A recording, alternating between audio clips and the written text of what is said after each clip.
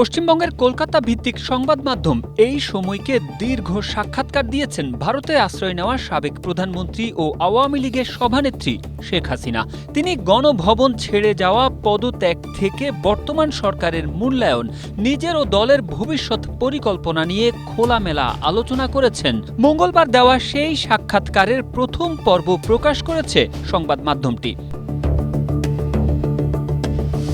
ক্ষমতাচ্যুত হয়ে ভারতে আশ্রয় নেওয়ার পর রাজনীতি থেকে অবসরের কথাই একটা সময়ে ভেবেছিলেন বাংলাদেশের সাবেক প্রধানমন্ত্রী শেখ হাসিনা। তবে এখন সেই ভাবনা খারিজ। দেশের বর্তমান পরিস্থিতিতে সেই চিন্তা সরিয়ে রেখে নিজের দেশের মানুষের পাশে থাকার সিদ্ধান্ত নিয়েছেন আওয়ামী লীগের সভানেত্রী। একান্ত সাক্ষাৎকারে শেখ হাসিনা বলেন, আমার বাবা বঙ্গবন্ধু শেখ মুজিবুর রহমান আমাকে মানুষের দুঃসময়ে তাদের পাশে থাকার শিক্ষা দিয়েছেন। 1981-তে আমি যখন সব হারিয়ে দেশে ফিরেছিলাম তখন আওয়ামী লীগের কর্মীরাই ছিলেন আমার পরিবার।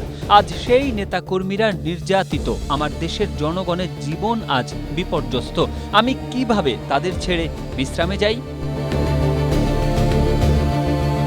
তাকে প্রশ্ন করা হয়েছিল, আপনি দিল্লি আসার পরে আপনার ছেলে সজীব ওয়াজেদ জয় জানিয়েছিলেন আপনি রাজনীতি থেকে অবসর নিতে চান। আপনি কি এখনো সেই সিদ্ধান্তে অনড়? সেক্ষেত্রে দল ও দেশের নেতৃত্ব আপনি কার বা কাদের হাতে ছেড়ে যেতে চান?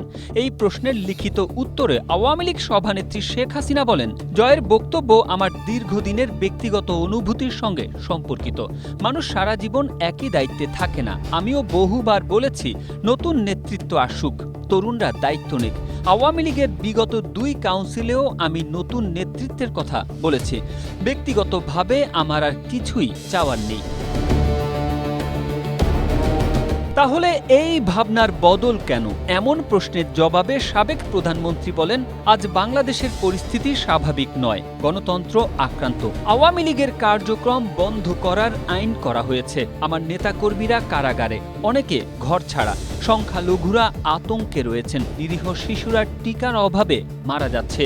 ধর্ষণ ও নির্যাতনের শিকার হচ্ছে। মুক্তিযুদ্ধের ইতিহাস বিকৃত হচ্ছে। রাষ্ট্রকে 1971 সালের পথ থেকে সরিয়ে নেওয়ার চেষ্টা চলছে। এমন একটা সময়ে আমি কিভাবে বলি আমি বিশ্রামে যাচ্ছি? আমি ক্ষমতা চাই না, কিন্তু জনগণের প্রতি আমার দায়িত্ব অস্বীকার করতে পারি না। শেখ হাসিনার ঘোষণা হলো, বাংলাদেশের জনগণের নিরাপত্তা, তাদের উন্নত জীবনমান ও অর্থনৈতিক মুক্তি, গণতন্ত্র ও আইনের শাসন, সকলের সমানাধিকার এবং আওয়ামী লীগের তরুণ প্রজন্মের নেতৃত্ব নির্বাচনের মাধ্যমে মুক্তিযুদ্ধের চেতনা ও আগামী দিনের সাফল্য নিশ্চিত করে তারপরেই তিনি অবসর নেবেন।